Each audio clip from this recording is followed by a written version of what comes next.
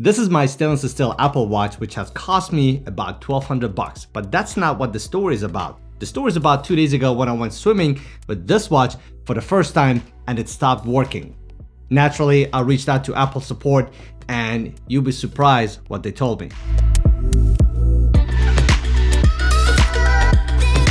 What's up everybody, my name is Sean, welcome to my tech channel. If you like tech videos like this, you won't want to hit that subscribe button and turn on the notification so you won't miss my future videos. And if you want to support me, don't forget to give this video a like, that will go a long way. So obviously by now you know that my Apple Watch is not working, but let me tell you the backstory. This is a 44mm stainless steel series 4, so I've had this model for a while. About a year ago, I dropped my watch. It landed on its face and somehow it cracked the back glass. Long story short, not Apple nor any of their authorized repair facilities can replace the back glass because of some of the components they have for biometrics. Therefore, I had to pay $400 to get a replacement one.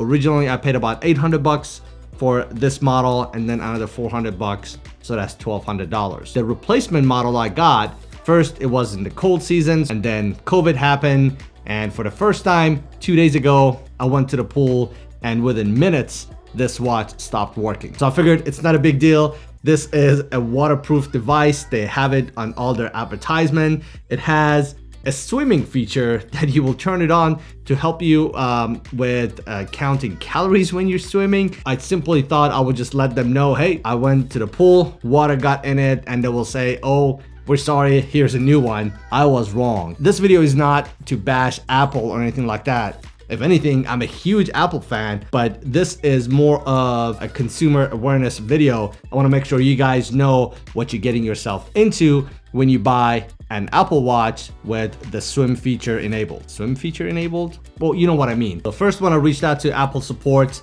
the associate told me that the water damages are not covered by the warranty. The water damages are not covered by the warranty. And on top of it, I'm outside of the manufacturer's warranty. So there were two things that kind of like caught me off guard. Number one, because I had gotten a replacement unit, I thought that would still be covered, but they said even though I got a brand new unit, the manufacturer's warranty still dates back to the original purchase date. So even though this is a new unit I just got, as soon as I get this could be already out of warranty because my original unit was out of warranty. Does it make sense? The second thing that shocked me is water damages, they're not covered under their warranty anyways, which is hard to comprehend and I still don't get it. And I'm a little bit upset about Apple not being very transparent about what this means. The way they advertise this, you want to go surfing with this, you want to go swimming with this, and apparently you should, but you need to be careful because if water gets in it, however it does, you're out of luck unless you have Apple Care. So naturally, I'm really upset about the information I'm getting. I asked to speak with a supervisor. By the way, this is not a typical video I have. Most of my videos, they have a bunch of B-rolls coming on, product shots, data analysis, all kinds of stuff. So this is a bit of a talking head. So sorry if it's boring. Hopefully it'll be quick, but I have a couple of takeaways that I think it's important for anyone who owns an Apple Watch or anyone who wants to buy an Apple Watch.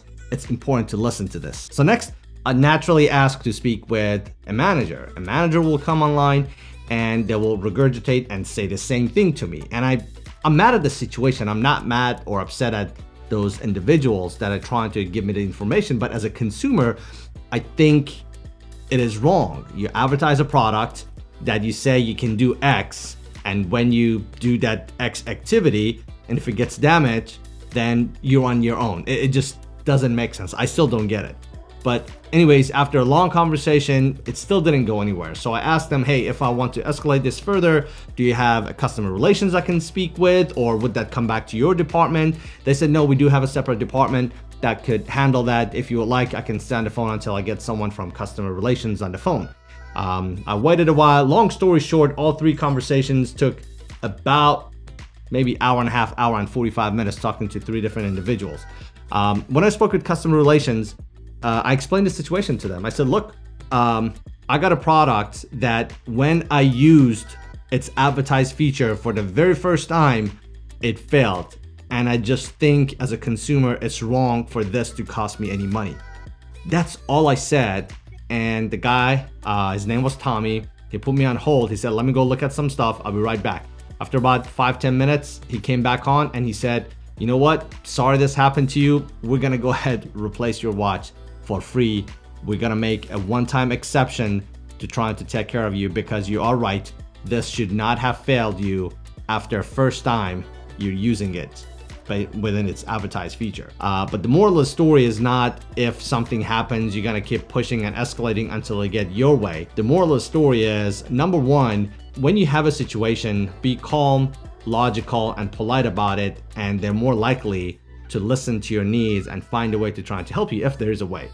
Number two, looking back at this, I will get the Apple Care. I've already spent $400 to try to replace the watch because of the glass in the back, and this is an $800 watch, and this would have potentially been another $400 I would have spent. So technically an $800 watch would have cost me $1,600. If you don't own an Apple Watch and you're about to buy one, or you're about to upgrade yours and get a new one, definitely consider getting the Apple Care. If you already own one, just be mindful if you're gonna get into the water, avoid any extreme pressures such as when you're jet skiing, surfing, getting into a hot tub, extreme temperatures, any kind of fast current in the water that could damage your watch. Again, this is not the type of video I normally do.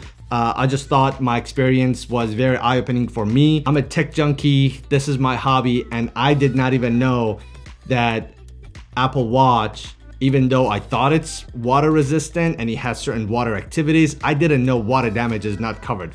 So I wanted to share that with you guys. And number two, know that there may be, and it may be worth for you to considering getting the Apple Care. Comment down below, let me know what has been your experience with Apple customer support, and what do you think about the new Series 6 if you guys think about getting one. As always, thanks for watching, and I'll see you in the next one.